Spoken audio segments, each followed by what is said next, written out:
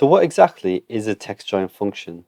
The TextJoin function in Excel allows you to concatenate a range of cells together whilst giving you some flexibility on what to do when joining them. Let's jump straight into an example to understand this further. We have a table of names split into individual columns and we'd like to combine them together to create the full name. So in this case we'd do TextJoin. The first argument is a delimiter, which we'd like to separate each piece of text with. We can use a space here to separate them. You've got to make sure that you put it in between quotation marks. And the next argument is whether we'd like to ignore the empty cells or not. I'm going to put true for this. And then the text we'd like to join together. So I'm going to select these three columns. And there we go. We've joined all the columns together.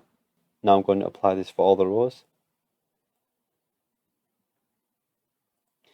If we delete some cells here, it won't affect the look of the full name since we've chosen to ignore the empty cells. If you found this tutorial helpful, please leave a like and subscribe for more tutorials like this.